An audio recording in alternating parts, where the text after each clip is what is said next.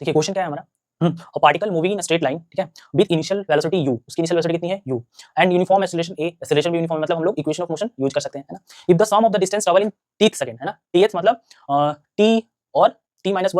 t में जितना distance cover हुआ, जैसे 5th सेकंड, तो 5th सेकंड का मतलब 4 और 5 के बीच में, है ना, 1 सेकंड होगा, उसमें कितना डिस्टेंस ट्रैवल करेगा, है ना। तो tth सेकंड एंड t+1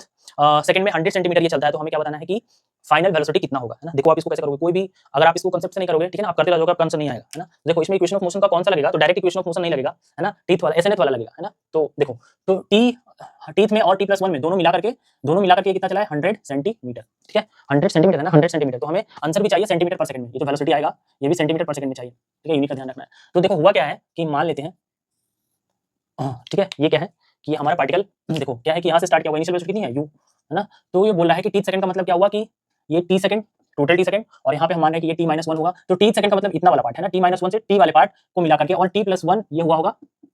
तो t+1 और t को हम लोग बोलेंगे t+1 10th, है ना, t+1 सेकंड में ये डिस्टेंस कुछ x2 चला होगा और ये x1 चला होगा, और ये दोनों को मिला करके कितना है, ये 100 क्या है, x1 + x2 ही है ना। तो हमें क्या करना है कि हमें पता है कि फाइनल वेलोसिटी कितनी होगी ना, यहाँ पे पहुंचने के बाद इसकी फाइनल वेलोसिटी कितनी होगी, इतनी होगी। तो हमें कुछ नहीं करना, जैसे जैसे क्वेश्चन बोला वैसे वैसे हम लोग क्या करेंगे, इक्वेशन ऑफ मोशन को यूज कर लेंगे। पहले हम लोग अगर इसके लिए इक्वेशन ऑफ मोशन लगाएं, तो s टीएथ के लिए लगाएं और टीएथ के लिए, तो क्या होगा u प्लस, अब एसएनएथ के लिए इक्वेशन ऑफ मोशन क्या होता है, equation of motion derive equation कौन सा है, u + a/2 into 2n - 1, n की जगह हम लोग कौन सा वैल्यू रखते हैं जिस सेकंड पे पूछा हो, है ना। जैसे 1 सेकंड पे तो पहला सेकंड n की वैल्यू 1 रखेंगे, सेकंड में अगर हम निकाला है 5th, जैसे 5th बोला, 6th बोला, 7th बोला, तो n की वैल्यू वही रखनी है। तो इनिशियल वेलोसिटी क्या होगी u + a/2 और 2n - 1, तो n की जगह हम लोग क्या लिखेंगे इस वाले इक्वेशन के लिए, n की जगह क्या आएगा t, है ना, तो 2t - 1 टीएथ के लिए। s t+1 के लिए कितना आएगा,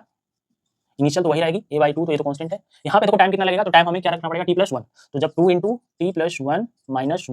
ना, रखोगे, है ना, तो ये कितना आएगा s t+1 कितना आएगा, ये u + a/2, और ये कितना हो जाएगा 2t + 2 - 1, तो ये कितना हो जाएगा 2t+1 हो जाएगा, ठीक है। अब देखो दो इक्वेशन बन गया, हमें क्या चाहिए फाइनल वेलोसिटी, और देखो फाइनल वेलोसिटी बराबर क्या होता है, v बराबर क्या होगा u + at।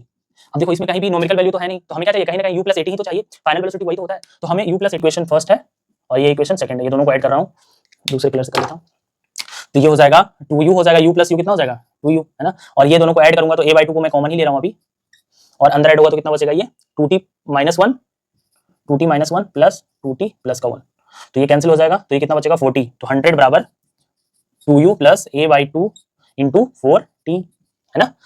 तो हमें क्या चाहिए u + at चाहिए ना। अब देखो तो ये हो जाएगा 100 बराबर 2u प्लस ये 2 कैंसिल हो जाएगा, तो कितना बचेगा 2at। अब देखो u + at करोगे तो 2 कॉमन लेके इसको अगर काट दोगे तो कितना आएगा 100/2 बराबर u + at, तो u + at कितना आएगा 50, है ना, तो u + at बराबर क्या आएगा 50, और u + at ही क्या होता है वेलोसिटी, तो हमारा आंसर क्या आएगा v बराबर 50 सेंटीमीटर पर सेकंड।